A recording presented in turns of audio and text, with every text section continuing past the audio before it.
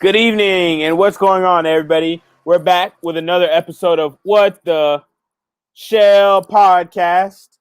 As you can see, my co-host Ed will not be joining us tonight as he's at work, and we didn't get a chance to do a pre-recording podcast due to some unforeseen circumstances.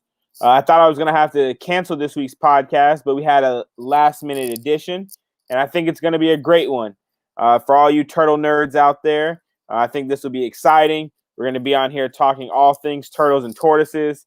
Our guest tonight has a wealth of information, a wealth of knowledge. We are live tonight, so feel free to post your comments, your questions, and we will get them on the show tonight as best as possible. Sometimes the feed goes a little too fast and we miss them, but for the most part, we're going to try to get those questions answered. Our guest has been gracious enough to send me some pictures so that we can share some different ways that he does different things. And so I think we'll have fun tonight. I think we'll have a great one tonight. So without further ado, I'm going to go ahead and add Steven to the stream. Steven, man. Good evening, man. Hey, I see daylight where you are, man. It's pitch black where I'm at. Well, I'm in California, so it is 5 o'clock. So we're give it another 30 minutes. We'll be pitch back. Hey, so. well, it's 8:03 here, man. I'm glad you could join us, considering the time difference. You know, typically somebody's at a different spot at 5 than they are at 8 in their daily routine. So yeah, I definitely appreciate it. So the way we like to get started, man, is when we get started, we kind of want our guests to tell the viewers who they are, how they got started with reptiles, and kind of like where they're at now in terms of the hobby or science, or, you know, what field you're in, etc. Okay, so my name is Steven Sifuentes. I got started in middle school. So my 6th grade science teacher, she gave me a Russian tortoise. Okay. Which I still have today. Male or female? Female. Okay. And her name's Harriet, which is a very typical tortoise name for some people. Okay. And it kind of snowballed from there. My 7th grade science teacher gave me a bearded dragon. Same teacher? 7th grade science teacher. So 2 different teachers. Okay, I didn't know some people like move up with their science teachers, or one school has a teacher from multiple grades. Not us, though. Yeah. So how'd you manage to get these reptiles from your science teachers? Like, during class or after class, I would start looking through all the science books, particularly the animal books. And sure enough, you know, the lizards and the turtles and all that. That's what they were. Every time they would say, okay, go pick a book out and read for 15 minutes, is the books I would look into. And I had a fascination with the, both teachers actually talked to each other. My 6th grade science teacher, they would tell each other that, okay, my 6th grade science teacher, she's the one who gave me the tortoise. Okay. And she told the 7th grade science teacher that happened. So when the 7th grade science teacher was about to leave for the summertime, she gave me the bearded dragon. Because she wasn't going to be doing science the year after that. So so I got it. Yeah, that's how I got it. That sounds pretty cool, man. Yeah, it can get and then it snowballed. I think bearded dragons are an underappreciated species for a lot of people as they get further into their reptile keeping. I mean, I kept them for a couple of years. I bred them for twice. Then I just said, you know what, enough's enough. Their poop really stinks, and I can't stand bearded dragon poop. Okay. And so I decided, you know what, it's time to move on and it's time to work with something different. And all right. So where did you progress from there, from middle school to now? How did you become the Steven you are now? So I slowly built my collection up bit by bit.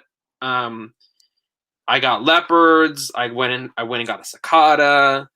I did yellowfoots for a while. I would raise them and breed them, and then I would sell that group off and get something different. Okay. Kind of each species kind of had a building block to what the current collection is. Okay. You know, we've all made mistakes and we've all had our ups and downs. So a building block for me personally would be my leopard tortoises. Okay. So I built a nice big group of leopard tortoises, and I didn't unfortunately have the setup that I have currently. And what prompted me to build the shed that I have now was for the leopard tortoises. Okay. So the shed that I had originally was just plywood, four walls, a roof, and a door. No insulation, no lighting, no heat. So in the wintertime, I brought my leopards in. They would get upper respiratory infections. And every year it happened. Every year I would slowly build up money to pay for it, to get them well. Summer they would get rid of it. Wintertime they would get it back again. So, and that was just from the changing of temperatures and not being. Yeah, because Gilroy will go. Our summertime will be about 102, and then our winters down here about 30 degrees. Okay. 32. So wintertime they have to come inside. They just have to. There's no way they can be outside. Yeah. Well, so after that, I said, you know what? I want to work with species that I can keep out year round. So I sold my leopards after I got them all well, of course. I sold them off, built my shed, tore it all down, insulated the walls, insulated the roof, put power, the works. And that's where I got my European species. I got my marginateds, I got Greeks. So basically, the motivation for building that was you realizing with your leopards, hey, there's some improvements that I need to make in my hobby. And then you did it and you're like, all right, so leopard tortoises were cool, but now since I have this improvement, I'm going to go this way instead. Yeah. Well, the leopard tortoises, they were great. But I mean, so I didn't know that avocados are poisonous to tortoises. Okay. So we had accidentally planted an avocado tree in our yard. Well, unfortunately, what happened? They ate the avocados. Okay. So I came home and I find a couple of them that are not so good, not so looking good. Yeah. So prompt me like, okay, I obviously need to really work on my setup because my setup is not properly for these guys. Yeah. So I had to rebuild the whole backyard. And I said, you know what? I lost a bunch of females. I was stuck with a bunch of males, and I'm like, okay, leopard tortoise. I don't feel like raising up hatchlings for these adult males I have, and adult females at the time were just out of my price range. Right. So you know what? I'm just going to sell the group off. Right. And I'm assuming you lost those females to the avocado primarily. The avocado in the cold. Yeah. Mm-hmm. Yeah. It's funny you say that because there's a lot of things that people don't realize different species of animals can't eat. Like, for example, and this is a little off topic, but my cousin had a German Shepherd that ate some grapes and it died from eating something as simple as grapes, you know? And so, I mean, I'm going to share this comment because I definitely stand by this, but he says, we all live and learn some lessons the hard way. We have all been there, I suspect. Yep. I mean, excuse me. Even going back to my room, I didn't have a screen door on it. I had just a regular solid door on it. And one year, I had my rhino iguana. Well, a loud noise from my neighbors, like a big bang, scared her, and she took off. I had the door open because it was warm in there. I didn't have a screen to keep it to ventilate it. I lost her for 7 days. Man, how'd you finally find her? Well, my dad found her. So 2 houses down from us, we have a friend of ours, and the kids found it in the they found her, I should say, in the backyard. So we went down there. I got her. Had to go buy the kids pizza and 2 sodas, which was nothing. I was nothing compared to the loss of rhino iguana. And so that was a lesson that I learned. I said, you know what? I need to put a screen door in here. I need to make sure I can securely lock it and have an outside door. Right. So every time I have baby lizards, the doors are always shut. When I'm dealing with the tortoises and I'm changing waters or feeding tortoises, the doors are open. But when it comes to lizards, doors are always shut. No matter if, buts, or maybes, the door has to be shut when we're dealing with lizards. Yeah. I learned an unfortunate lesson with my box turtles, man. I had probably like yearling size box turtles, about that big or so. And I had them in an outdoor enclosure that was half water, half land, Yeah. because Florida box turtles tend to be a little bit more aquatic. Mm-hmm. And we had a hurricane type random storm. It's not exactly a hurricane, but we get crazy thunderstorms in Florida. And I come home and one of them is completely gone, man. Completely gone. And the only thing I suspected that happened was the rain flooded it out. Mm-hmm. And even though I had drilled holes in it and had an overflow, it just flooded it out too quick and he just climbed out. Yep. It took me 3 days to find him. Yeah. And he was actually in my neighbor's yard. I had kind of like told my neighbor, like, hey, if you ever find any turtles in your backyard, they're probably mine. Yeah. And 3 days later, he came knocking on the door and he was like, is this yours? And I was like, yes. See, there's exactly. I mean, you put babies outside just to be, to get some sunlight, and your dog knocks them over, or the cat or the neighborhood cat knocks over the bin, and what happens? Now you got babies all over the place. Right. Yeah, I have same thing. My neighbors, hey Steve, is this yours? I said, yeah, that'd be mine. Yeah.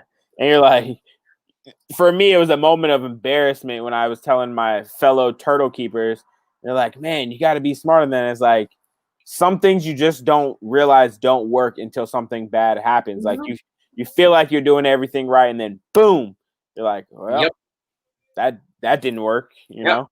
I mean, going back to the leopards, it was the same thing. I was breeding them. I was getting eggs. Everything. I mean, what can go wrong? They were producing, and all of a sudden, boom, you get hit.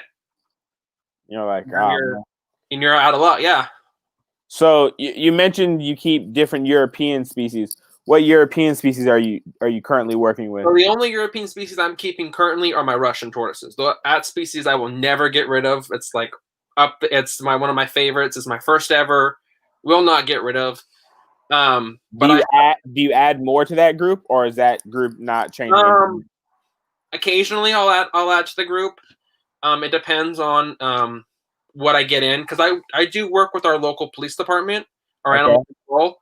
So last 2 years ago, they've been dropping off box turtles, radiated sliders, Russian tortoises occasionally here and there. So it just depends on if it's a male or female. I have 9. Okay. 10. I can't. They go down, they come back. There's probably 4 males and 5 females in there. Okay. And so, this year though, it's been a very rough year for me for Russian tortoises. I didn't get any eggs this year. No hatchlings. I lost 3 males. So I'm actually gonna be looking to acquire more males into my group, but okay, we'll see what happens.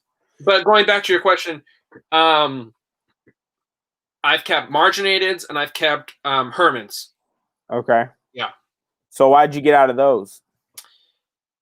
Well, to be honest with you, the Hermans, I was offered a group of elongateds, and so I decided to sell those off and get a group of elongateds. Okay. And the marginateds, I raised them all up from hatchlings, and I got some adults, and they were all males. Okay. And it was the same issue with the leopards. Financially, I could not afford a female. Right. The females I did find were all jacked up. Sort of sorry to say, they were just all deformed. It's hard to gamble on an adult female. Mm-hmm. It really is. I mean, there's a lot of factors for turtle and tortoise species that when you gamble on an adult female, you don't know how it was raised. There's a chance it could have had poor husbandry leading to it being infertile, and then you've dropped this amount of money. You're like, I wanted to breed it. It wasn't like it was just a pet. I mean, yeah. So pets, but I kind of got screwed. So there was a gentleman in New York who had an adult female. Mm-hmm. She looked really good, and all the photos he sent me. When I got her, she was all deformed up. Her back legs were all swayed out. She wasn't properly using her back feet. Obviously kept in glass. Never seen outside. And I had paid a significant amount for this perfect adult female. So yeah. and then all the hatchlings I got were all males. Mm. So it was a tough decision, Yeah. but I kind of had to do it because I was like, I like to breed stuff. I really do. I I feel like it's the ultimate reward when you raise up an animal and you see it and you watch it breed and reproduce, and you're like, man, I did my thing. Like I raised this animal to a level of happiness. You know what I'm saying? Happy animals or unhappy animals don't breed for you, man. no, Like, mm-mm, mm-mm. And I'm a sole believer of following your passion. right. I've always been like to be different. Like in any, I never really like to follow mainstream. Okay. I mean, I have my common stuff, like I said, my Russians, my rhino iguanas, but they're not for everybody though. Right. And so yeah, so I decided I had this kind of epiphany. I was like, you know what?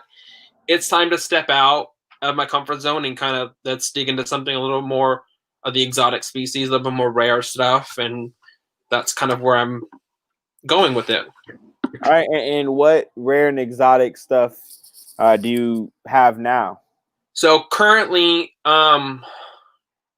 it would be my Hamiltoni, so my Indian spotted pond turtles. Okay. I have Chinese four-eyed turtles that Okay. I'm working on. My Forsen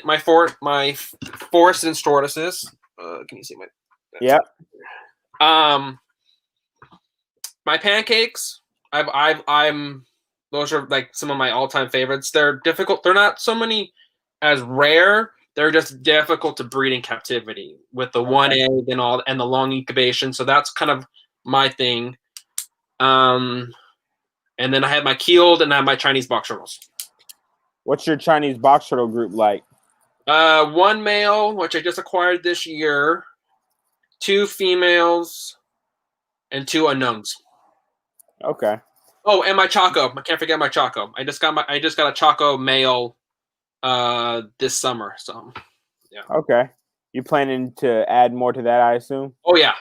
That's a species that for sure I would love to breed in captivity. Yeah. Fortunately, there's a lot of males, but I'm. There's also the thing is to me personally, if you've things happen for a reason. Okay. And when animals pop up into my life for a reason, I believe there's a reason behind it. So this Choco was sent to me via pictures to help identify it. And usually when that happens, I move heaven and earth for it. I canceled my plans that day. I did everything I could to go get that particular tortoise because I knew the opportunity wouldn't happen a second time. Okay. So yeah, that's kind of how I got my Choco. We have a comment that says, "Yeah, don't forget that guy." I don't know, but All right. Either way, I don't know. one thing I am curious about is when you saw that post on Fauna for the Forsen Tortoises. Okay. How quickly did you move, man? Let's just say I moved heaven and earth for it. All right. I emailed the guy right away. How many times did you check your phone? Like, dang, no email back. I check my email quite often when I'm in the mood when I'm trying to get my point across. Yeah. I usually pull all the stops. Okay. So I, introduce my name. How many species I currently work with. What's my plans? Like I said, I pull out the works. Did you have other Forsen's tortoises? Yeah. So these two that I just acquired makes 6 now. I have.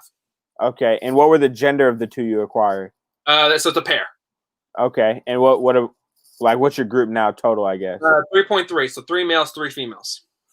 So how does that work for that species? Is that an okay ratio? Too many males? So they're very aggressive. Okay. Very aggressive. They will fight to the death. So they have to be supervised at all times. I keep my group completely separate. So are you saying the females are aggressive too?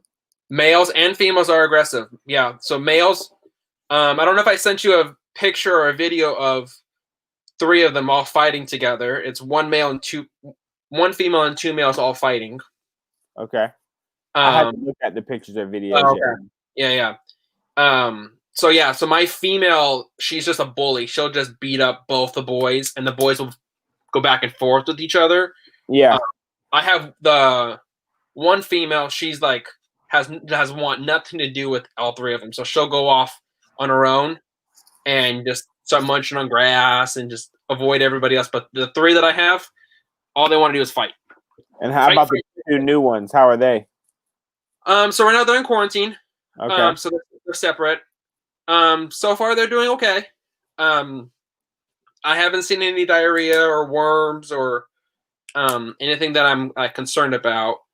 My only issue is that the male is like he's I wrote it down. He's like over 1,000 grams. No, he's 2,000 grams, and the female is barely 800 grams. So obviously the male was more dominant.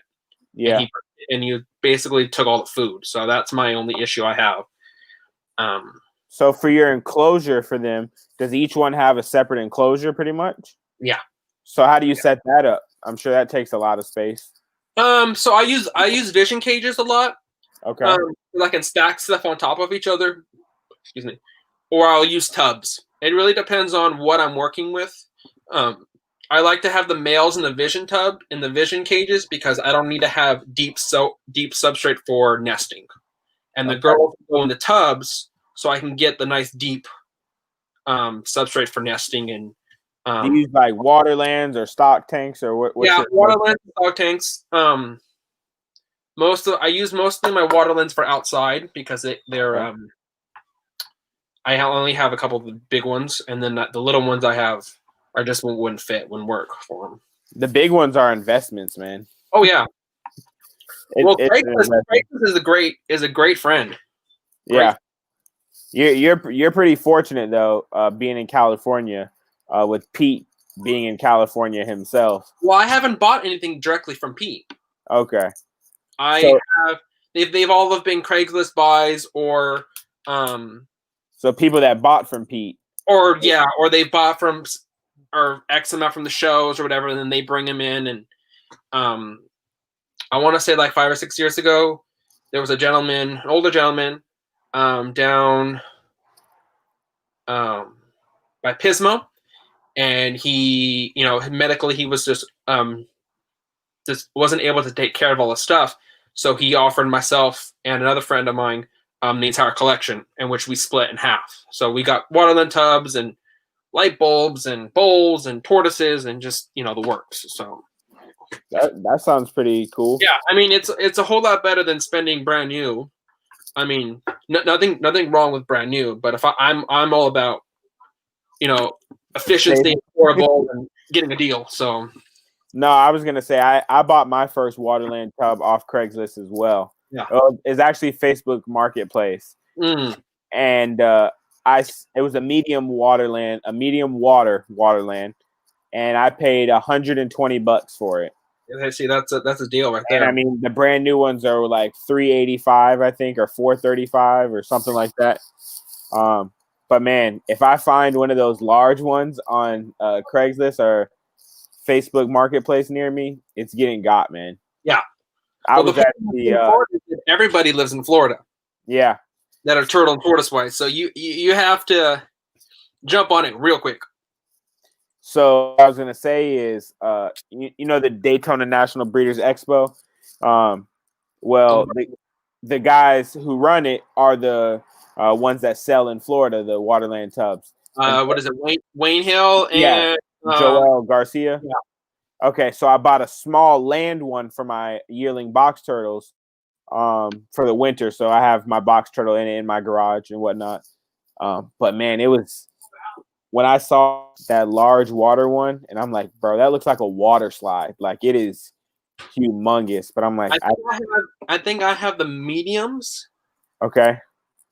And I think he only has small, medium, and large, right? Yeah. Hold on, man. Give me 1 second. I think my dog fell outside.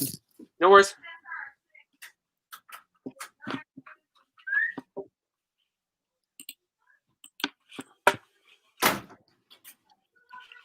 Okay, if that was a dog, something was crawling on my door. That's weird. Well, if it wasn't the dog, then looks like you gotta go. After this, you better go check everybody. Oh, I don't have anything that any animals can get into outside right now. Okay. I got a 300-gallon stock tank pond, and those Rubbermaid ponds are super deep. Mm-hmm. It'd have to be an otter to get down to my terrapin. You let Honey outside? No, you let her out for me. And then I have some musk turtles outside as well in a stock tank, and they're both hunkered down. It's 40 degrees. Let them out. Just let them out. Sorry about that. So I guess my question is, how you said you use vision cages, and I've primarily only seen them used for like snakes and lizards. How do you like them for keeping tortoises? So you have to light. So I'll get grief from this. I drill a hole in the back corner. Okay.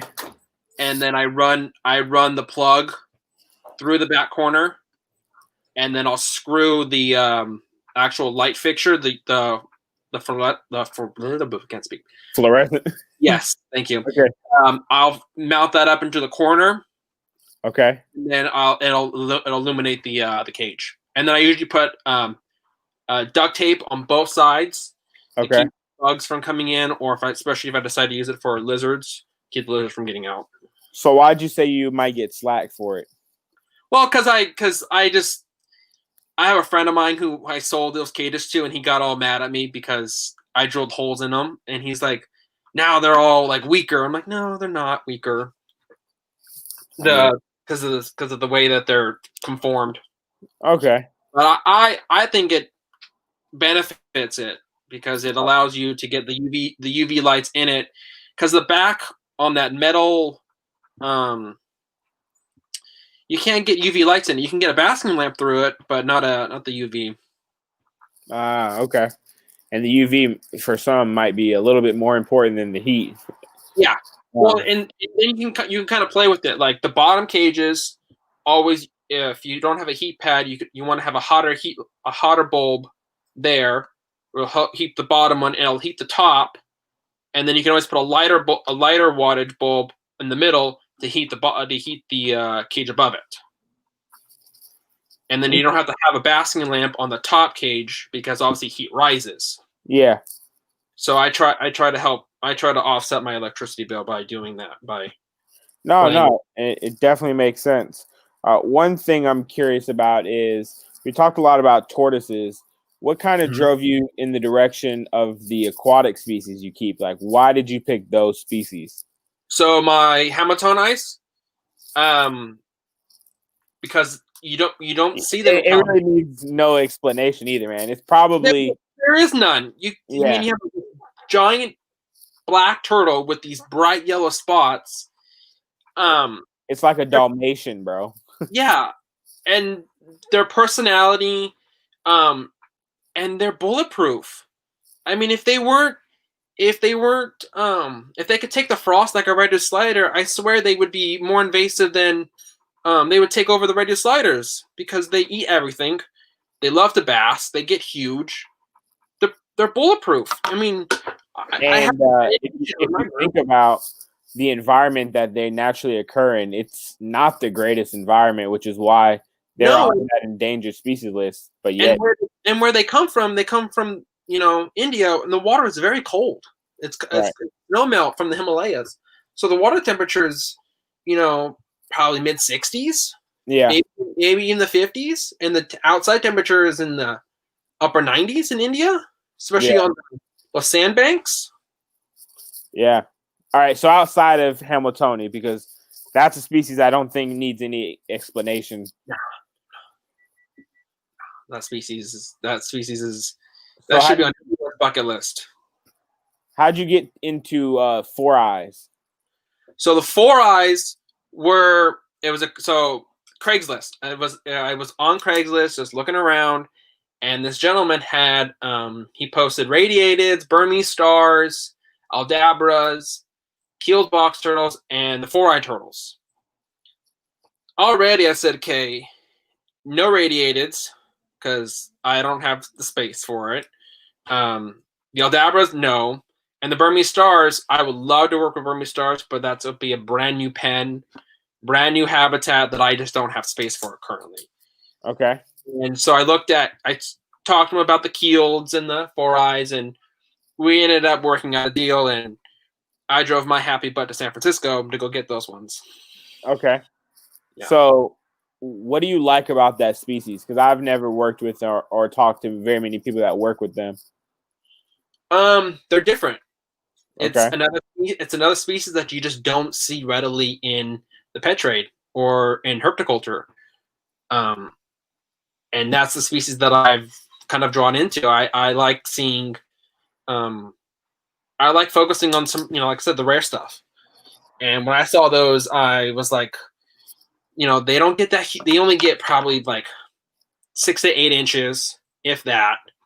They're a cool water species, so you can keep them inside. They're omnivores. They eat everything. They don't hibernate. I'm like, that's a perfect turtle that to be kept inside. Yeah. And how do they? Are they? I'm trying to figure out how to word my question. Are they more like reddier sliders in terms of they like to swim, or are they more like musk turtles and like that they like to forage the bottom of the tank? So I've never kept musk turtles. Okay. But they like to be more at the bottom. They'll come up and sit for a little while on the rocks and they'll jump back down in the water. But they'll forage through the gravel and the dirt looking for worms or pellets. And so what kind of enclosure do you have them in? So she's quite small, so I just keep her in about a 10-gallon aquarium. Mm-hmm. I got a little filter in there that's just running, a little bit of a basking area, and just gravel, rock and gravel. Gotcha. We do have a question I want to share. Leslie asks, how rare are four-eyes? I love the look. I only know about 3 other keepers that keep four-eyed turtles in the United States. So to me, if they can fit on my hand, that's quite a rare species. I'm pretty sure there's more out there, and I'm just not seeing people posting that often.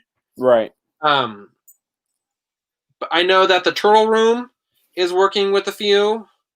And there's another 1 or 2 keepers that I know of that are members of the TTPG, Okay. including myself. But that's all that I know of that's actually working with this species. All right. So Hamiltoni, four-eyed turtles, and what else? So those are the only aquatics I have. Only 2 species? Only 2 species, yeah. Oh man! And how many species of tortoise do you have? Well, let's go. Let's see. So there's the Russian tortoises. There's the radiated, Chaco, elongated, Forstens, and I have pancakes. So 6. Hey man, that you got to even it out, man. We need to get you some more aquatic species. Well, I got my Chinese box turtles and my keel. They're semi-aquatic, so they're Okay. they're like this marshy swamps and rice paddies. Yeah. Water in California is a whole nother topic we're just not going to get into. Right. We've been going through drought after drought after drought, so it's I found that interesting. I found that people who prefer to keep tortoises, Mm-hmm. it comes down to 1 or 2 things, and so I'm curious to see if it's the same with you. All right, Okay. so for me, I keep aquatic turtles primarily for 1 reason. Okay. I love the water, and I love watching turtles swim. There's something majestic about watching a turtle swim through water and then climb up on land and be able to live in both environments. I mean, as a kid, when you're watching things that have mermaids and you're watching things that have, Aquaman and things like that, you're like, that would be awesome to be able to live and land in water. So you're talking to a gentleman who's been a lifeguard for over 10 years. So being Okay. in the water is very, very much part of my life. So yes. Okay. So I've heard from people that keep tortoises. I don't keep tortoises myself. That people find that same joy in watching tortoises eat. I do like them. I do love when I do love. I can't. I like to watch them eat. All right, which do you enjoy more? Do you enjoy watching the turtles swim or tortoises eat? Tortoise eat. So that might be why you own more tortoises, man. Could be, but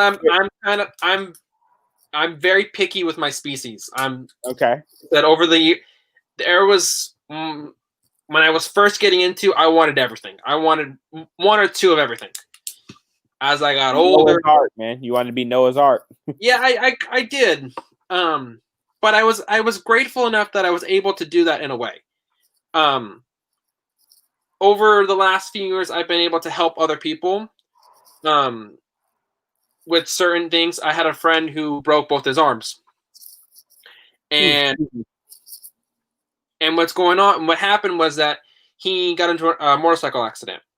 Okay. So he called me up and he said, "Hey, Steven, I need your help. I need help taking care of my animals." So I went over and he had radiateds, which at the time I didn't have radiateds. He had Burmese stars. He had leopards, cicadas, monkey tail skinks, and a bunch of other snakes. I can't keep snakes. So Okay. I was able to work with snakes. Hold on with it. Hush. Go ahead. I'm sorry. No, you're fine. And so I got my fixes. I figured I was able to learn about certain species on their property at their house, and then I got a what's the word I'm looking for? Revelation in my head. Okay, you know what? This species is not going to do good for me. They're too big for my yard. They're too aggressive. Just is not going to work. I've had other friends, same issues. They just they get unhealthy. They get a baby, and they just need help. And I just will go over and just go give them a hand. And so I've been able to work with different species that I don't normally personally keep. Yeah. And then I'm like, okay, you know what? Nah, I don't really want that species. Right. Or like, oh no, for sure that species got to be on my list. Right. Has there been any experiences that you can think of off the top of your head where you helped a friend and you're like, all right, I have to get this species because they're awesome? It would probably be the radiateds. Okay. Yeah. What do you think it was for the radiateds for you? So I would go in to their pen, and as soon as I walk by them, they would stand up, and they would, get their neck scratched. You scratch their shell, and they would rise up, or you would spray them down, and they would do the it's called finching. Okay. So they lift up all four. And that was right there, and then I was like, hey, I gotta get irradiated. Like, plus they're beautiful. I mean, yeah, they are. Can't say no to irradiated. No, actually the question I was going to ask you, and it's actually one that I've been trying to figure out. But let me say this: I haven't done any actual research. Okay. It's just me trying to through fauna and Facebook posts, but what is the major difference between the Burmese stars and the radiated? Because to the common eye, they look very similar.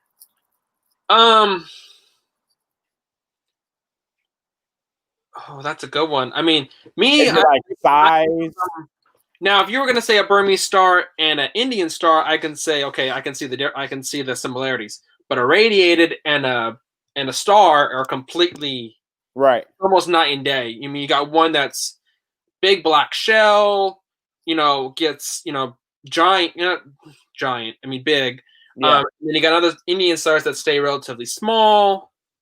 There's a Burmese star too, right? Yeah, Burmese stars can get decent size. But it's mostly there's also spider tortoises, right? Say that again. There's a spider tortoise that's similar coloration. There is the Madagascar spiders would be similar to the radiated, that dark, kind of that darker shell. That might be what I'm thinking. Because I know one requires the CBW permit if you ship it out of state, correct? There's a lot of species that require the CBW. But the radiated is one of those, correct? Yeah. Mm-hmm. The radiated, Galapagos tortoises, Hamiltoni. I'm thinking there's one. Anything on the ESA list. What I was gonna say though is the Burmese and the spiders, they're not on that list though, correct? Not that I don't believe. Okay. I think the Burmese stars are on there. Okay. I think the Burmese you can't travel across. I know the Indian stars and the Sri Lankans you can sail across state lines. The Burmese stars are on it, that list, so that they cannot be shipped across state lines. One of our guests, or not guests, viewers commented, and this is a big one. It's actually one of my favorite map turtles. The yellow blotch map is on that list as well. Yes, yeah, that's all. That's then also the ringed map turtle, isn't that one? Yep, I had some ringed map turtles. See, now that's a turtle that I would get into. So this was the issue that I had with ringed maps. I got a group of ringed maps. I actually got them from a friend who sold them to me as black knob map turtles. He thought they were black knob map turtles. I got them, and I'm like, these are not black knob map turtles. I really had no idea what they were, if I'm being honest with you. I showed them to like 4 people, and they're like, bro, that's a ringed map turtle. It's it's still a knobbed species of map turtle. Then I looked it up, and I was like, oh god. When I kept them, they were probably about this big before I sold them. Yeah, they started being really aggressive towards each other, and I'm pretty sure they were all males. Yeah. So I did end up selling them to Thai Parks at Iguanaland. Oh, cool, nice. So what was important was I wasn't looking to make a whole bunch of money off of them because I pretty much paid for black knob turtles. But I wanted them to go somewhere where people could enjoy them because you don't see ringed map turtles a lot, man. No, you don't. No. In comparison to like yellow blotch, like you'll see yellow blotch every so often, different places, Texas, Florida, California, but like you don't see ringed map turtles, man. No. So one question that I had is, how do you what's your goal when you're setting up your enclosures? Like, do you have a process? Like, I need to make sure this is good. Do you go for it naturalistic? What's your I go for a couple things. Okay. Easy on myself because I'm the only one doing this. Okay. I'm kind of picky about that. As long as the animal's healthy and happy, that's as long as they're functioning, they're showing all their natural behaviors, and I'll make adjustments if the caging is too hot, then light bulbs get changed out. Yeah. I just want to say I just looked at these pictures, man. You took some great pictures. Yeah, thank you. I'm definitely going to share them when we get towards the end of the show. You're saying lighting? And I try to work when I buy from certain people, I try to ask them, okay, can you show me how you set up the previous enclosure for this particular animal, so that when the animal gets brought to my house, it has something similar to what it was used to, so it helps adjust it faster. Right. Tortoises and turtles, they're creatures of havoc. So if you disturb them, then it's gonna take a lot of time for them to settle in. So there's sometimes where I tell them, hey, what substrate are you using? Oh, I'm using cypress mulch, or I'm using cocoa bedding. So I'll go out and I'll buy that, so that when the animals comes in, it's something familiar to what they're used to. Right. And if they're in a cage setting, when I say cage, I mean, a terrarium, I try to set it up, where if they have a water bowl in the back corner, then that's where the water bowl goes. If they have the water bowl in the up front corner, then that's where it goes, up front, just to help with that animal's adjusting to its new home. Hey, those are some things people might not really think about. I mean, I've had animals. I used to put them all in newspaper, warm, and they would do good, but it would take them a while to settle in. They would hide more. They'd be in the back corner, and so I kind of got this idea from talking to some zookeepers. I've always wanted to work with the zoo, work with in the zoo field, and I was figuring out, how am I going to put 2 animals together, especially animals that are quite aggressive. Like, for instance, my rhino iguanas. I got 2 rhino iguanas from 2 separate people. So when I decided to put them together, I was watching something on National Geographic, and they were trying to introduce two rhinos together for breeding. And what they were doing is that a month prior to them going to be introduced, they would take poop from each of the male and female, and they would put it in the opposite cages, opposite enclosures. Okay. So the animals would start to get that sense of, okay, there's another animal in the area. Oh, there's a boy nearby. Oh, there's a girl nearby. So that it wasn't so much of a shock to each other. They kind of had already like, oh, there's a girl nearby. Okay, start looking for her. Oh, there's a male nearby. Okay. So when the time came and I put them together, it wasn't so much fighting. It was displaying, showing off a little bit, and then they got along to each other. I will leave poop from each other's enclosures in the other one's enclosure, so that they knew there was something going on. Does that make sense? Right. Yeah. No, I mean, I think those are important things. I know people that keep their animals separate by gender year round until they're ready to breed them. Mm-hmm. And that's a topic that often comes up. How do I introduce this male that's never been with a female before, or this female that's never been with a male? And I'll say, like, in my experience, turtles, especially males, can be ruthless breeders. They don't care if the female is mature enough. They're going to try to mount. They're going to try to get their business handled. And, sometimes I've had female turtles try to take chunks out of the males, bite them, whatever it takes. And, well, I have a story about that one, but yeah. No, go ahead, man. So I had a male pancake that I had introduced to my group about 2 years ago. This particular male was kept by himself for over 10 years. That's no females, no other males, nothing. So after his quarantine, I did the same thing. Started introducing poop to each of the enclosures. Fine. He would sniff it, walk away. I put him in with my group. He killed one of my males. He bit the foot off one of my males. So sometimes it doesn't work. Yeah. So what'd you end up doing with the two males? The footless, you said he killed him? He killed him. Yeah. Okay. What'd you do with the other male? So that male I got rid of. I got rid of. Yeah. He was, and so he was actually on loan to me from a friend. I said, hey, your male just killed my male. And he doesn't want to breed the girls.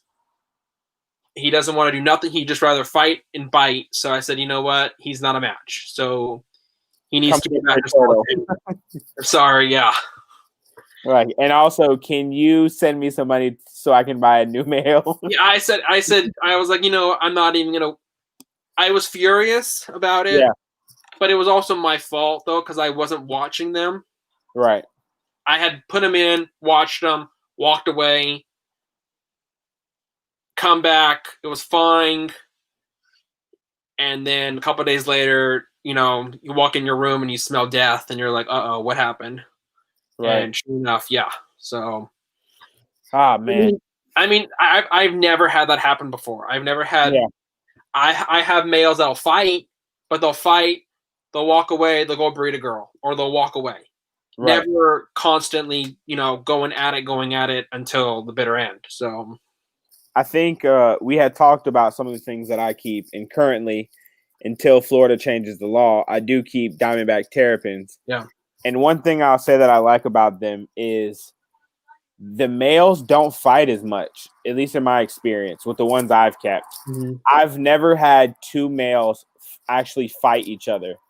Well, now, I mean, you got some decent males. Right. Hey, I don't have any bullies, but what I do notice is they'll definitely compete to mate with the female, push each other out of the way, that sort of thing.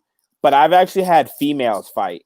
I had a female take an entire, what I would call a human butt cheek, but like the turtle's version of a butt cheek, the whole area right next to the tail, took that completely raw. I mean, it was bad. And I was like, and it had to be another female. There were only two turtles in the tank. And so, like you said, man, you never know. Some animals are just antisocial. Yeah. I mean, my Russian girls, they would never fight. And all of a sudden, one year, all girls were all ready. They were ready to breed. They were nesting, and they were fighting over nest spots. I've never seen my girls fight until about a couple years ago when they were all gravid, and they were all fighting for the best nest spot. And that's when I saw them, clunking up against each other. So what'd you do? I move them. Okay. I just move them. I just pick them up and move them, or depending on how bad it is, I'll separate them. I have different nest sites, but they like this one particular spot. So it's kind of. I assume you dig up the eggs. Yeah. And so, I would also assume that they don't realize the eggs aren't there anymore, or they don't really care after they lay. They don't care. Okay. They don't care. They'll dig their spot and they'll walk away. And it's the last thing on their mind ever again. How do you keep your Russian tortoises? Do you keep them outside year round? Yeah, I do all year long. I think I might have sent you a picture too. I don't know. In a minute, I'll pull up all the pictures and you can kind of that works. Tell the viewers what everything is. The reason I ask, and I hope my mom's not watching this as I badmouth her. I told you my mom keeps some turtles and tortoises as well. She has some pink belly side necks that she's keeping for me, and she has a Russian tortoise that is actually hers. Me and my mother have had some deep discussion about this Russian tortoise because she had kept the Russian tortoise in a 40-gallon breeder. Okay. I did the same thing. So now I've gotten her to where she keeps it in a essentially, like a raised garden planter. Yeah. Or something like that. And the tortoise is much happier, deeper substrate, can regulate its heat, its temperature. Mm-hmm. But I've been trying to tell her she can leave that tortoise outside year round. Yeah. No, you can definitely keep them out year round as long as they don't get wet. Okay. So that's one thing she was concerned about being in Florida. Well, yeah, because your water table is a lot higher. Right. So what you guys would probably have to do is probably build up in a way, like cinder blocks. Okay. And a lot of dirt, and a lot of leaf litter and mulch, and let them bury themselves. Or you guys have a basement? No. You start digging into our ground, you get to the aquifer, man. Yeah. I know some people what they'll do is they'll in Florida they'll get them and they'll put them in shoe boxes or Tupperware, and they'll just put them in a cool room or so they don't get wet. Some people put them in the fridge too. I know. I was gonna say this. I don't know if you know Jordan with Southwest Florida Turtles or I probably Turtle do. Project. He's a biologist down in Fort Myers, Florida. He breeds Russian tortoises year round in Florida, and that's what he said he does. He puts them in the refrigerator for the winter. Yeah. I've noticed that quite often with people from Florida and kind of in the South area, where your water table is a lot higher. You don't want to let them dig down because they'll get wet. It works. How deep do they dig? They'll go about 2 feet. They'll dig 2 feet down. Yeah. Oh man, that's. Well, there's cinder blocks around their house and it's sunken in, and then there's mulch and leaves, and I just pile it all up there, and then I just let them bury themselves. So essentially, if I set up an enclosure, if I took my mom's Russian tortoise and I set up an enclosure, I would need to dig in 2 cinder blocks deep to make sure they don't dig out of the enclosure. They'll dig out. They'll dig. And we're talking about height of the cinder block. 2 long way. So stack 2 on top and dig those fully around in the ground, and then stack them up so there's walls. Mm-hmm. That's a lot. Or you put them in a tub, in a Tupperware. Okay. And mulch and dirt, and you just put them in a room. You're speaking of for winter. Yes. So what about year round? Oh, year round, I just let them go. So my backyard has on two sides of it, it's concrete. It's like a concrete path. Okay. You can't dig underneath that. And then on the other side is a raised bed. raised garden, and so they can't dig underneath there. The only way they can dig out is if they go underneath the chain link fence into another pen, but that pen has concrete on the other side of it, so they're pretty much kind of secured in, if that makes sense. Yeah, we'll see. I've thought about it because Russian tortoises are not super hard to keep, but I was really feeling bad when it was living in this 40-gallon aquarium and it was just tucked in the corner of the tank every time I went to see my mom. But, she sends me videos now and it seems a little bit more happier in the raised, what are they called? Gardens. Raised garden, yeah. It's still inside because she's terrified of leaving it outside. I mean, if it's they are quite sensitive to the frost. I mean, to moisture. Yeah. So unless it was raised in Florida, yeah, I would keep it inside. She got it from a pet store. It was like I don't even want to say a Petco because it wasn't a Petco, like a lower level and lower than that. Like she just went in there and it was just sitting there and they sold her the tortoise and the enclosure for $200. So how a lot of people get started. She felt like she was rescuing it, which I'm sure she was, but nonetheless. So I want to go ahead and share some of these photos as we come towards the end of our podcast tonight. I am going to start with the first ones you sent. Let's see. Share screen.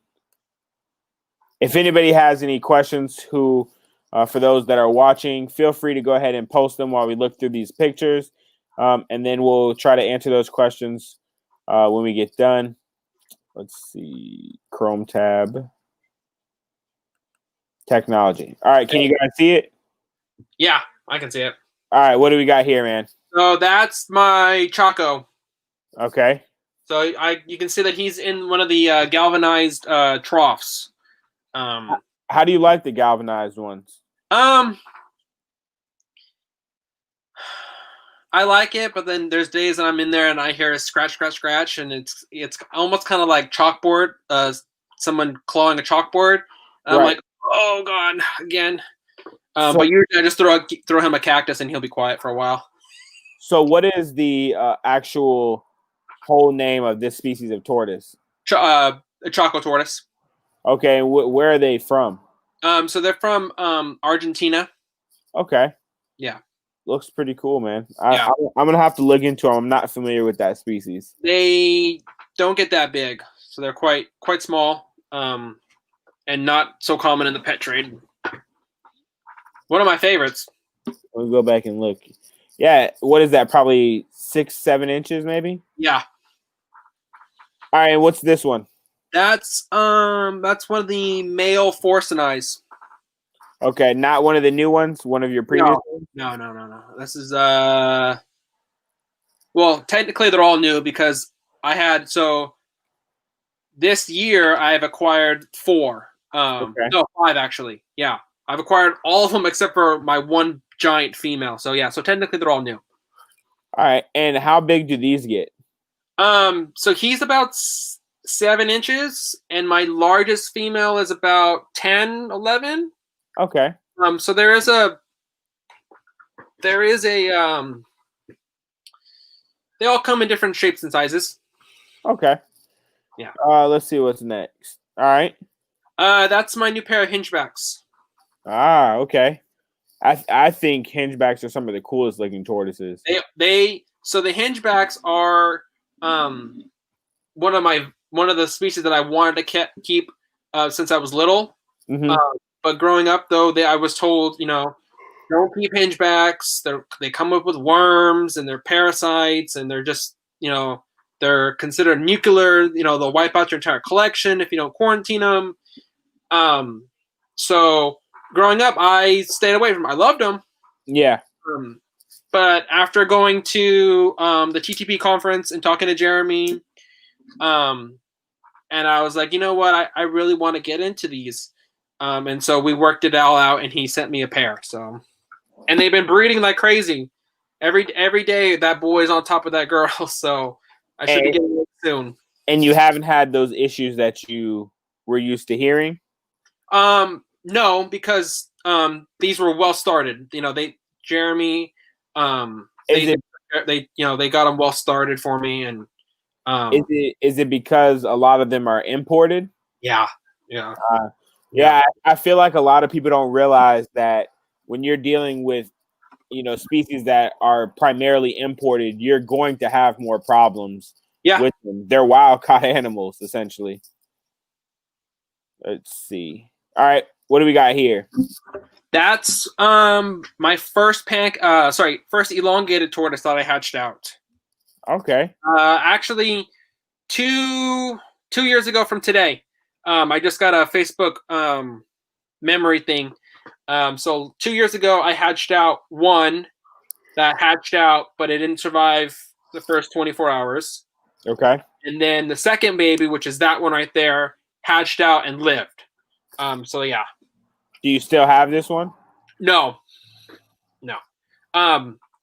So what I do is they're kept on vermiculite. Okay. But then once they start to pip out, I move them to wet paper towels. Okay. Just because I've had issues before with leopards and Russian tortoises where I've left them in the vermiculite and they've got infections in their yolk sac. And they've the flies have gotten in there and eaten the baby's yolk sac. So I switch them over to paper towels so I can keep an eye on them better. Okay. And I've had luck with. I keep it very wet. That's actually quite dry than I normally keep it. It's usually a lot wetter. So let me get this straight. Once you see the eggs starting to hatch, then you switch them to the wet paper towels? Yeah, so just like that. So if I see that or them just their little nose pipping out, that's when they get moved over. Yeah. Okay. I hatched some animals and I used which is the it kind of looks like white kitty litter. Perlite. Okay, so I used perlite and I actually had some hatchlings die. I think, like you said, something got to them, got to the yolk sac, whatever the case. And somebody actually recommended that when they start hatching, like as soon as they hatch, put them on orchid moss. And so that actually ended up great. And I think I actually saved one that was probably about to die from that orchid. Yeah, I've done the same thing. I especially when I'm, when I was working and I would hatch babies. I don't know what it was, but I would get a fly in there and it would eat the yolk sac, and the maggots would be in there. And there was one time I remember I got the baby, I got little tweezers, and I literally had to get every maggot out there, put triple antibiotic cream on it, protect it, and then I moved it to wet paper towels. And it lived. That sucker was hungry, as soon as it absorbed that because all its yolk was gone. Yeah. But I've had the same thing issues with cicadas. A friend of mine who breeds cicadas, when I was helping him out, he got a fly in his incubator and it would eat the babies. And I said, hey, let's switch them over. Let's get them off. And I wash them off. So because they usually when they pip out the yolk and all that gets stuck to the vermiculite. I wash them completely off. So it's just the egg, them, and wet paper towels. Yeah. It's probably due to the fact that there's more stuff to attract the fly when they're on that vermiculite and they pip through. I mean, that yolk is busting, so you got that gooing out kind of that's coming from the egg. Yep. And then I mean, it's definitely a process, man. And hopefully the way you're doing it will help some of our viewers if they're having similar problems. Let's see what else we got. Hamiltoni. I know this one. Yep. So how do you have these guys set up? I see cinder blocks. I see a basking dock in the back. So they're actually kept in a it's a hydroponic water reservoir. So if you can see on my right hand side, you can see the increments right there. That tells you how many gallons. Okay, so it looks like 150 maybe? Yeah, they're probably Okay, I'm not familiar with those. What exactly is that? So it's a hard plastic. Okay. People use it for their hydroponics. if they're growing anything indoors as a reservoir to catch all the water. Okay. And my dad actually brought that home one day, and I was like, "Oh, you know what I can use that for? For turtles." I'm like, so, and you can't see it though, but on the very top there's actually a hole for you to like run a hose and to like drain it all out and stuff. But I Okay. just leave it like that, and because It looks rectangular shaped. it's a square, yeah, it's a 4x4 square. Okay. It's And not. It's not one of those like IBC totes type things, is it? no. It's for I'm gonna have to look into these, man. Yeah. I prefer rectangular shaped Yeah. enclosures versus round ones, Yeah. and that's probably my biggest quarrel with stock tanks. Yeah. Is that they take up extra space because they're round. And you lose space because of the round. Exactly, and if you have square and rectangular shaped enclosures, you can put them up next to each other a lot easier, man. Yeah. Yeah, I'm definitely gonna look into it. It looks impressive. I mean, and it's like I said, it's a hard plastic. It's very light. Obviously, once it's emptied and dried, I'm actually thinking about getting a couple of these and using these for everything: tortoises, water turtles. Eventually, I'm thinking about doing because you can take them, drain it all out, put mulch, put some plants in there, and you got yourself a tortoise table. Yeah, Put it on a nice, solid table, solid bottom table, and you can put your tortoises in there. something I was gonna ask while we're moving along. Have you had any problems using cinder blocks? One of them did scratch his back on it. Okay. But I'm not concerned about it. The water's kept pretty clean.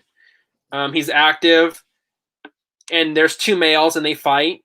Okay. So I personally like using cinder blocks. I have my pancake tortoises the same way. They go in through the hole, and they can bask on top of it. And I've had no issues with that. Gotcha. Yeah. Yeah, I often hear people complain about them. I've had no issues personally with cinder blocks. Mm-hmm. But I remember at one time people saying you can't put them in water because they leak chemicals into the water. I haven't. Those suckers right now. You offer them food, and it's they'll eat. Right. Right. This is a winter setup. Okay. They normally live outside in the medium waterland tubs. Okay. So they're not. This is not a year-round thing for them. Yeah. Well, because what happened was in California we get cold. Yeah. So I had them outside, and I had like 4 water heaters. I wrapped them in plastic, and we would go out and the power would be turned off. Go in there, touch the water, and the water's freezing cold. So I said, I can't keep these guys outside. Even if I have water heaters, wrap them in plastic, the whole works. It's just not, right. They like to be kept, warm with a nice basking. So when I saw this, I said, that's what I'm going to put my spotteds in for the wintertime. And they love it. You go in there in my room right now, and they're basking up on it. They're in it. They're swimming around it. They're happy, man. That's what's important. I mean, eventually I would like something different, because of the cinder blocks. It is kind of rough, but it's just like any rock. You put rock in there, they're going to bang their shells up. Right. You're going to scratch their shells on a rock. It's just part of it sometimes. They're some of the toughest animals, and people don't realize it. Yeah. All right, let's see what else we got here. What do we got here?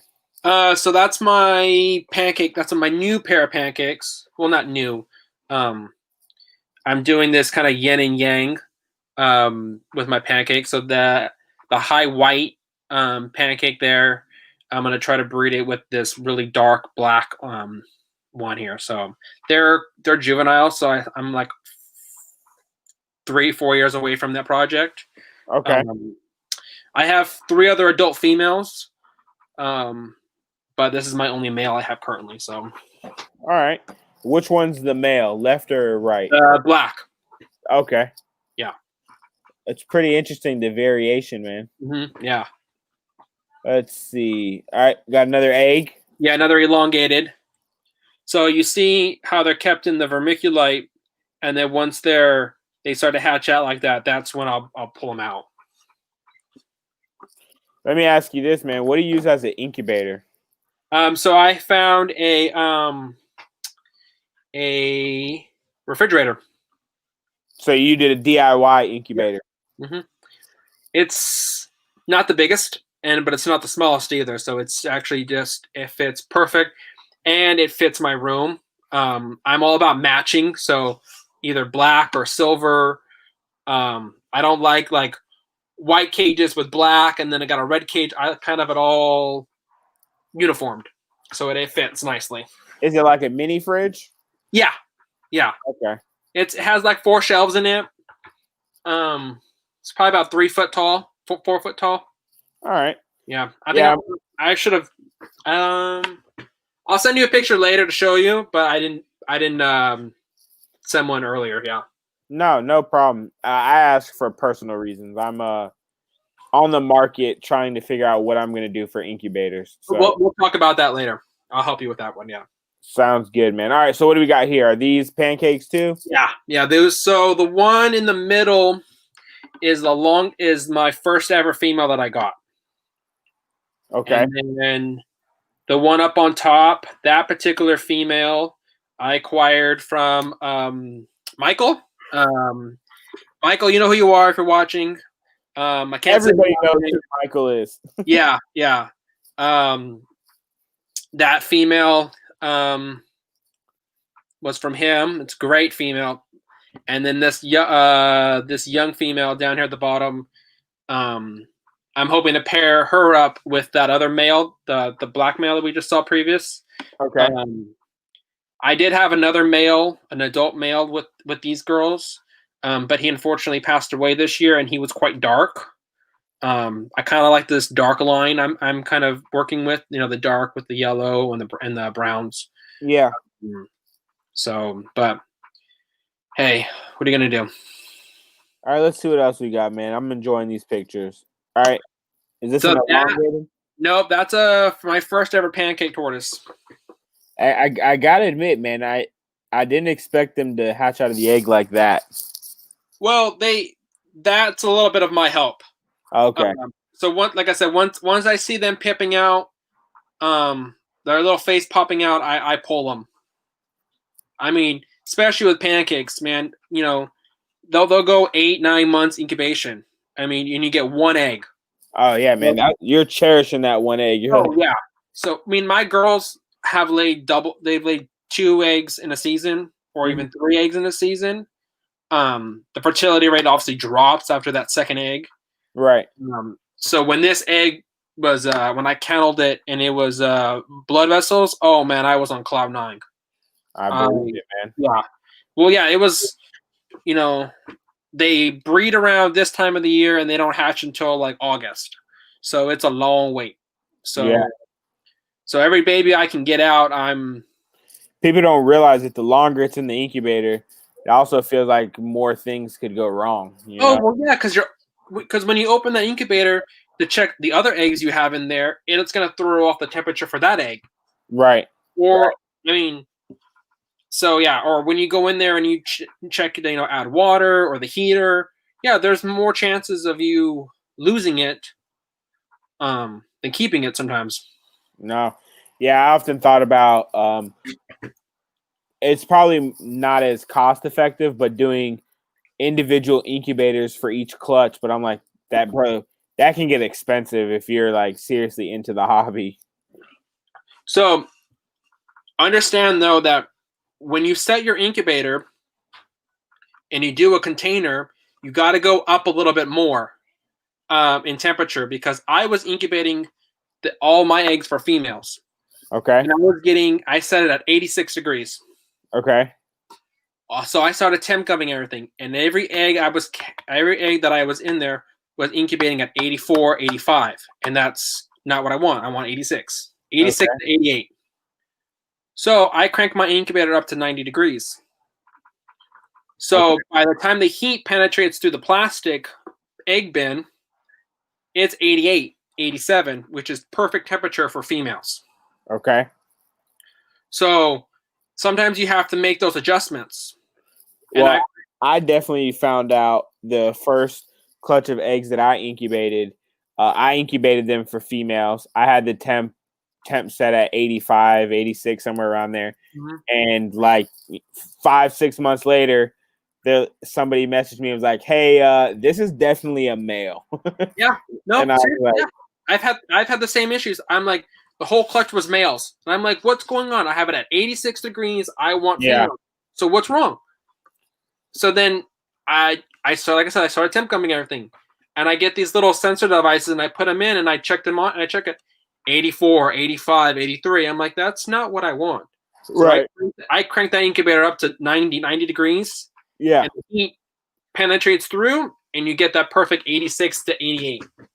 I'll say this: the only way, I don't want to say the only way because that doesn't sound right. The main way I was telling what gender my hatchlings were was based on how quickly they hatched. Yeah. So, like with terrapins, females would typically hatch between like 53 days and 60 days. Mm-hmm. So, if an egg hatched under 60 days, I'm like, this is going to be a female because that egg was cooking. And then I had some that hatched like 75 days, 73 days. And I'm like, this is probably more likely to be a male. Well, also understand that, remember, heat rises. Right. So if you have eggs at the top of your incubator, those are going to get heated faster than the ones at the bottom of your incubator. So those will develop faster than your bottom ones. Yeah, I was using the cooler method. Yeah. Which is why, when we get done with this, I'll talk to you about it. But the cooler method was cool, but it didn't feel sure. Like I said, it wasn't exact enough for me. I want something that I know is going to be, bulletproof, sure proof. I'm not saying you're going to have 100%, fertility or, things of that nature, but I want it to be check all the check boxes of the things I'm worried about. Well, and you got to keep on it. Exactly. Once you have it the way you want it, don't slack. Always keep. I mean, I'm out there checking everybody out at least 4 times a day. Okay. And that's even when I'm working. I'll check them in the morning. I'll check them when I come home from lunch. When I get off of work, I go check them, and then I'll check them out before I go to bed. I check the incubator. I check everybody, because things happen. Yeah. Hey, man, I've been one day that you slack off will be a day that you will never do it again. For sure. I've had that mistake. I slacked off one day. I said, "Oh, they'll be fine. I see the lights on." No, physically go check everybody because it takes one day, and you could be screwed. I don't mean to cut you off, but I've been looking at this picture, man. This is pretty impressive. So that is my current reptile room, and that has been a combination of over 5 years. So I see vision cages. What I'd say, it looks like 8 of them on the right side, maybe. 7. Oh, there's a whole lot more than you even see. That's only one half of the room, my friend. And then what's in the back? Are those smaller vision? Those are smaller vision cages, and you see that box that's back there? Yeah. So that actually houses the adult pancakes, and then above them is some more vision cages that I keep, like some of my grow outs, some of my young box turtles that I'm raising up. And what's in the enclosures on the side, the Rubbermaid stock tanks? So this picture was taken before winter. Okay. So the bottom down there has one of the Forsens. Okay. This little one that's on. I'm looking at it on the right hand side. Has forced pancakes in it. Sorry, and then my AC unit, that black silver thing right next to the water jug. That's my AC unit. Okay. Yeah, very important to get an AC unit if you don't already have one. Yeah, you gotta be able to regulate the hot and the cold, man. Mm-hmm. In the middle, so this shelf that you see with the 3 Rubbermaid tubs, it's my island.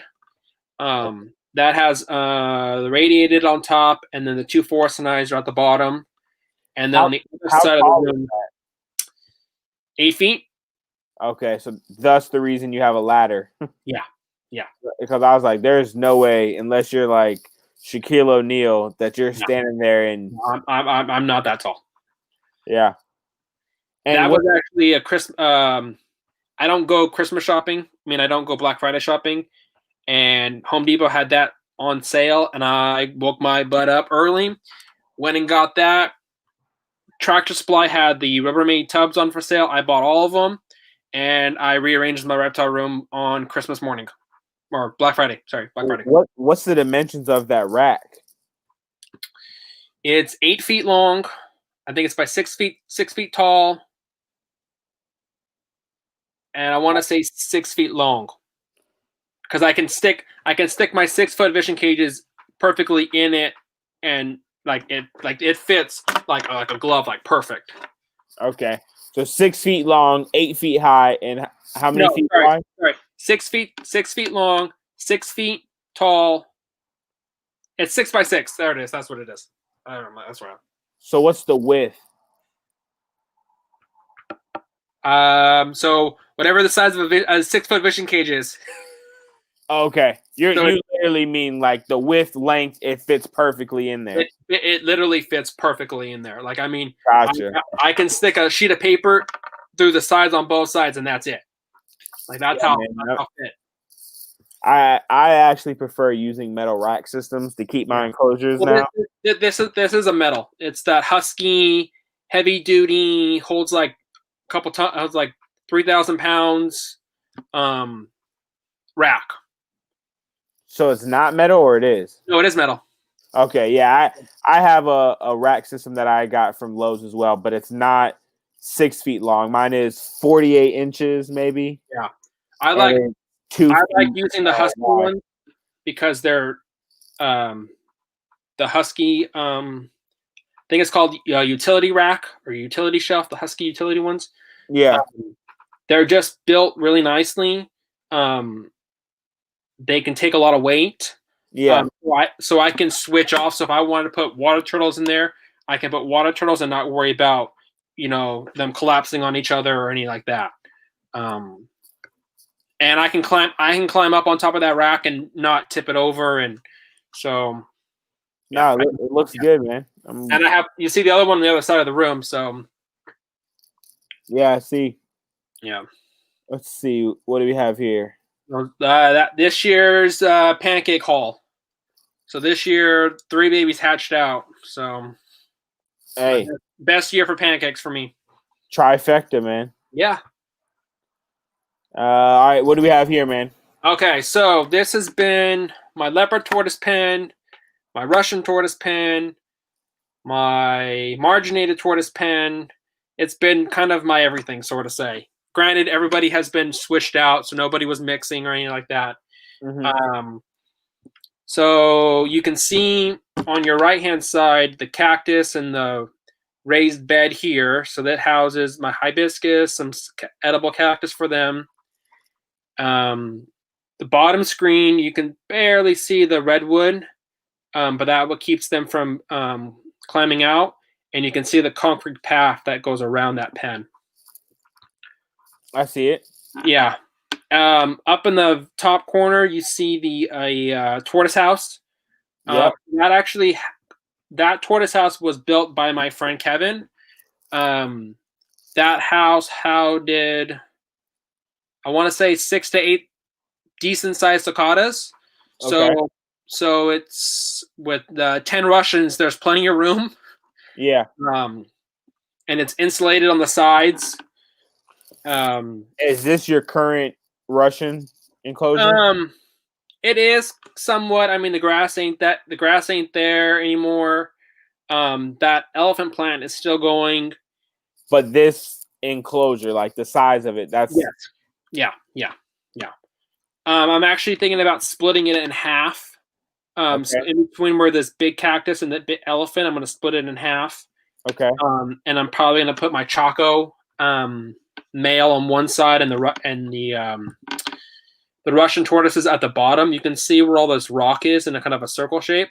Yeah. That's where they've nested the most. Okay. So I'm going to give that to the Russians. I'm going to get my Choco male the other half because I just can't keep him inside during the summertime. It just wouldn't be good for him. Right. Might as well let him get that natural UV. Yeah. And well, sadly, he was kept indoors his whole life. Okay. Because when I brought him out, he didn't know what to do with himself. He just sat there and like freaked out. Yeah. So I want to have him outside for a while. And my Russian tortoise, like I said, my Russian tortoise group kind of dwindled down this year. Yeah. Loss of my males, and So I didn't get any. like you got some leeway to work. Yeah, with and I didn't get anything out of them this year. I didn't get no breeding, no nesting, no eggs.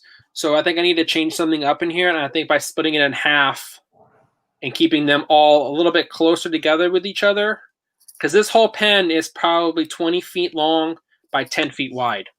I see. So it's a huge pen for 10 Russian tortoises. It's my biggest pen, and I got some of the smaller turtles in it. No, I definitely see what you mean. Yeah. All right, and on the other side, you see where that kind of the square hut is? Yes. In the middle, there is another pen that goes beyond that chain link fence. Okay. Yeah. And there's just it goes more back. There's probably another 2 more pens with the rhino iguanas, the shed. It just keeps going, yeah. It definitely looks like you've put some time, man. Oh, blood, sweat, and tears.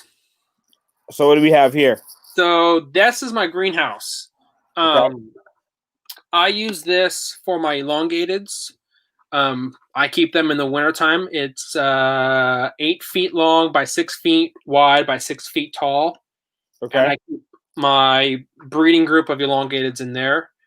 And I also keep all my delicate cactus. I built a shelf and then 2 pads.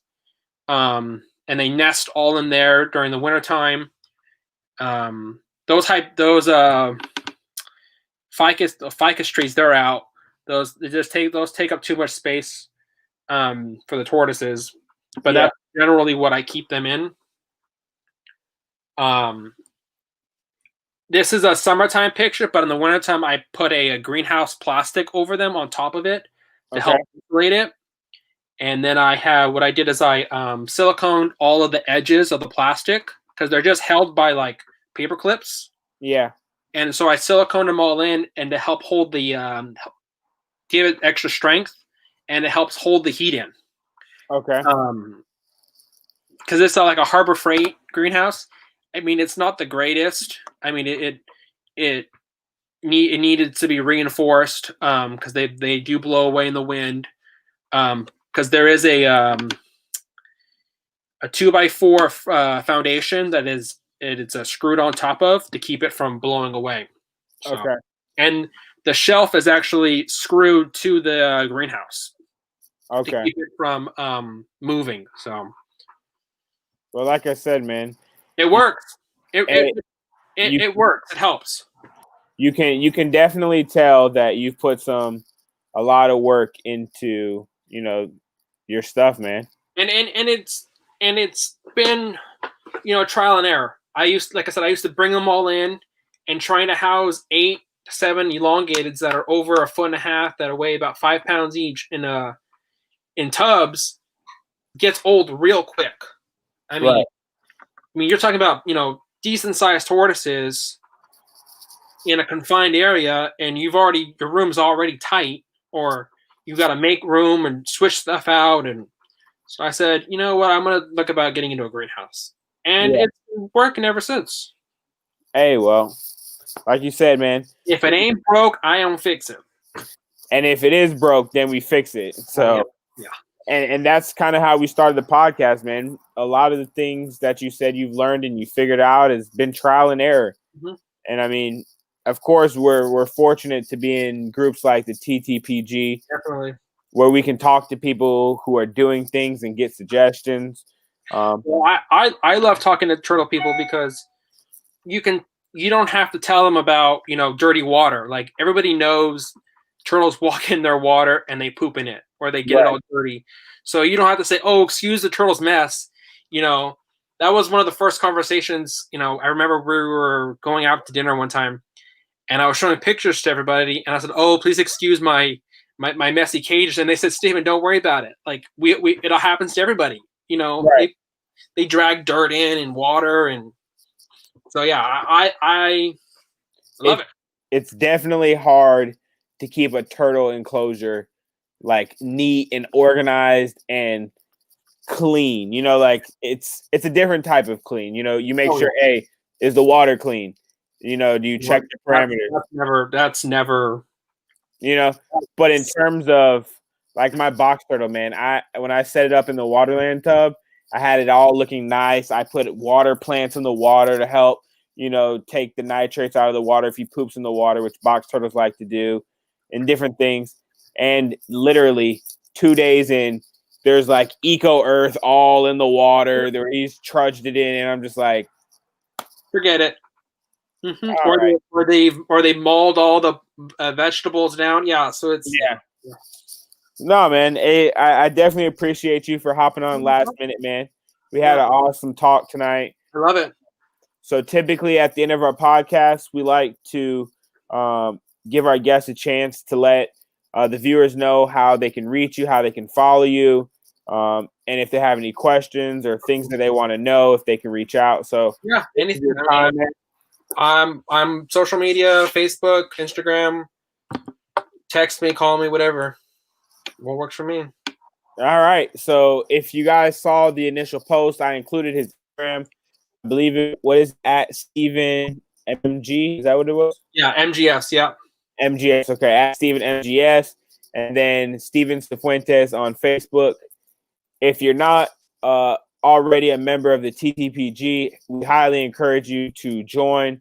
We're always looking for new members. I am a relatively new member myself within this year.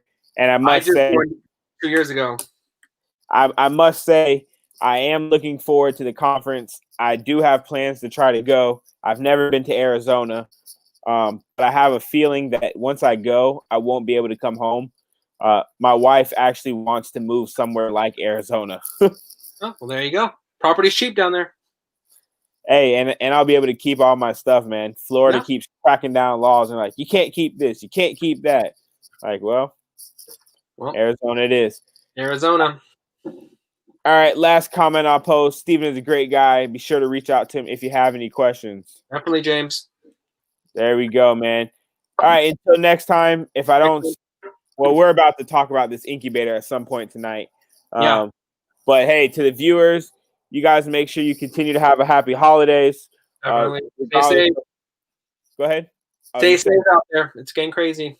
It is, man. It's getting safe. Make sure you get your packages on time, man. We just found out one of our packages got delivered to the wrong house. So, hey, be smart. And you guys have a good night. Until next week, it's been another episode of What the Shell Podcast. And we'll see you next week, guys. Good night. Have a great one, guys.